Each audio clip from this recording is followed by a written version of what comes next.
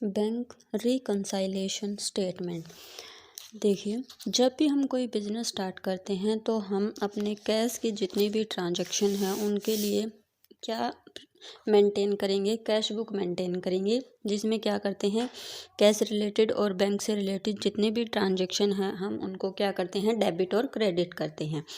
ठीक है, cash book को हम एसेट और लायबिलिटी अकाउंट की तरह ही ट्रीट करते हैं। जब भी हमारे पास कोई पैसा आता है तो हम क्या कर लेंगे, उसको डेबिट कर लेंगे। जैसे कि हमने सेल की तो क्या करते हैं, cash count debit to sale, तो हम इसको क्या कर लेंगे, डेबिट कर लेंगे।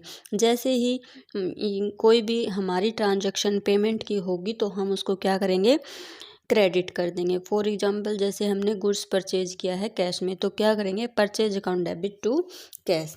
ठीक है, इसी तरह से जब बिजनेस जो है वो बैंक के साथ अपने ट्रांजैक्शंस करता है, लेन देन करता है बैंक के साथ, तो बैंक भी जो है वो बिजनेस के लिए क्या प्रिपेयर करती है, पासबुक प्रिपेयर करती है या फिर बैंक स्टेटमेंट प्रिपेयर करती है। यानी कि हर एक बिजनेस का बैंक के पास अलग से अकाउंट ओपन होता है। जितने भी बिजनेस जो है ट्रांजैक्शन करता है वो क्या करता है, अपने पासबुक और बैंक स्टेटमेंट में क्या करता है, रिकॉर्ड करता है। ठीक है, जो पासबुक या फिर बैंक स्टेटमेंट है वो हमारा कैपिटल अकाउंट की तरह होता है।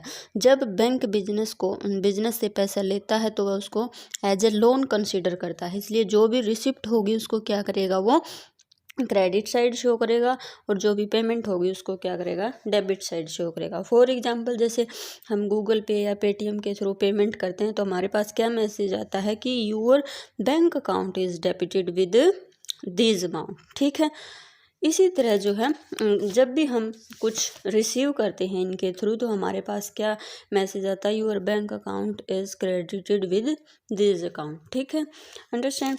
देन जो है मंथ के एंड में जब कैश बुक और पासबुक हम चेक करते हैं कि कैश बुक और पासबुक हमने सही से मेंटेन की है या नहीं, तो कई बार उनमें क्या होता है, डिफरेंसेज आ जाता है उनके बैलेंसेज में।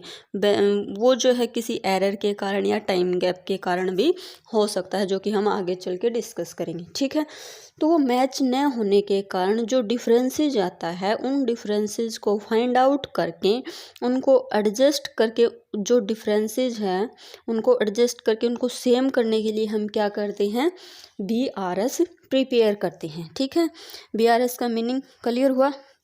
ओके।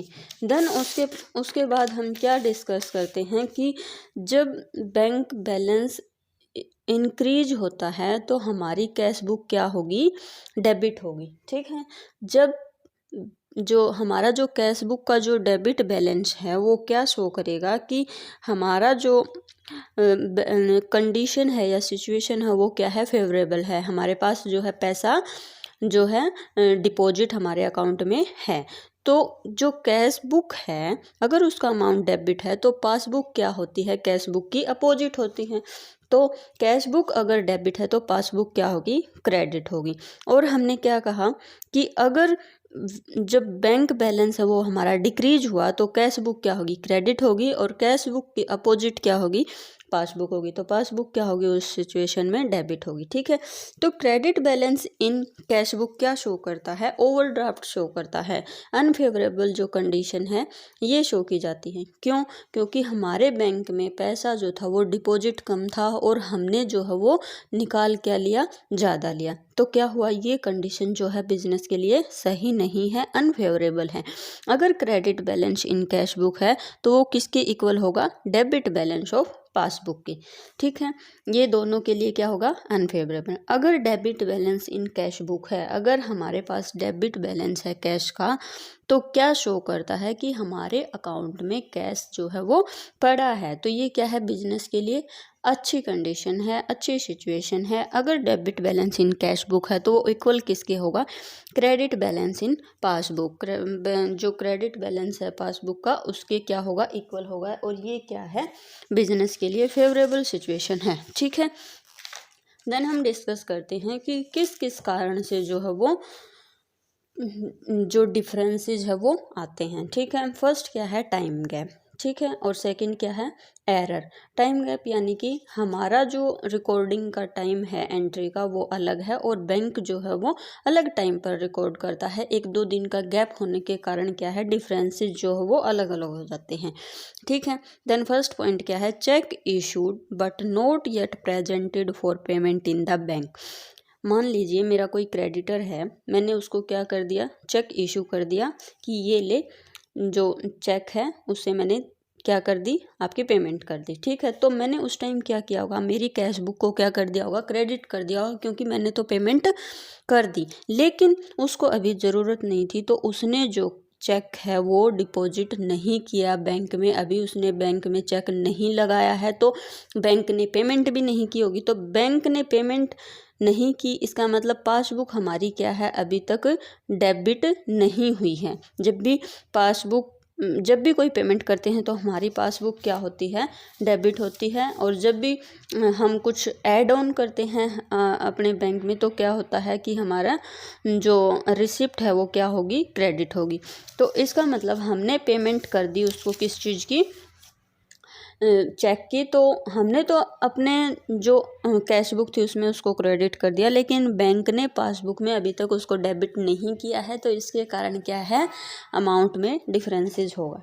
सेकंड क्या है, cheque paid into bank for collection but dishonoured by the bank. हमने चेक लगाया किस चीज़ के लिए, कलेक्शन के लिए, लेकिन जो बैंक है उसने क्या कर दिया, उसको डिसऑनर्ड कर दिया, यानी कि एक्सेप्ट ही नहीं किया। तो हमने क्या किया, हमने चेक लगाते ही हमने सोच लिया कि हमारे जो बैंक है वो बैलेंस हमारा बढ़ जाएगा, तो हमने क्या कर दिया, कैश बुक को क्या कर दिया, डेबिट कर दिया। लेकिन बैंक जो है उसने अभी तक क्रेडिट नहीं किया। क्यों नहीं किया, क्योंकि उसने वो चीज़ एक्सेप्ट ही नहीं की, तो वो डेबिट क्रेडिट कहाँ से करेगा। तो इसलिए क्या हो गया, दोनों के जो डिफरेंसेस हैं अमाउंट को लेकर वो क्या होंगे, आएंगे ही आएंगे। थर्ड पॉइंट क्या है, interest allowed by the bank. देखिए जब मतलब जब एक अकाउंट होल्डर है वो क्या करता है, अपने सेविंग अकाउंट अगर वो बैंक में ओपन कर लेता है, तो बैंक उसको क्या करता है, इंटरेस्ट देता है उसकी सर्विसेज पर। तो बैंक ने क्या कर दिया, उसको पासबुक में क्रेडिट कर दिया। लेकिन जब हम अपने जो पासबुक है और कैश बुक है उसको अगर उसको अगर हम मिलाएंगे, तब हमें पता चलेगा कि हमारा जो है वो हमें जो है वो इंटरेस्ट अलाउड किया गया है। लेकिन जब तक हमें पता नहीं, तो हम क्या नहीं करेंगे, कैश बुक को डेबिट नहीं करेंगे। लेकिन बैंक ने क्या कर दिया, पासबुक में उसको क्रेडिट कर दिया, इसलिए क्या है, दोनों में डिफरेंसेस शो होंगे। फोर्थ पॉइंट क्या है, bank charges and commission charge by the bank.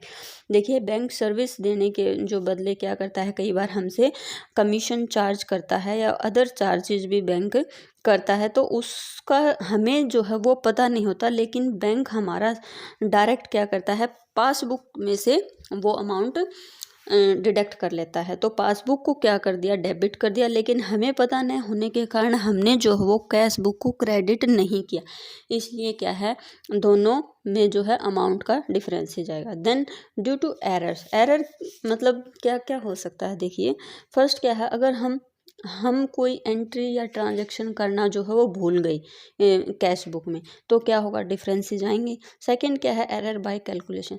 तो हमने क्या है, कई बार कैलकुलेशन में एरर हो जाती है।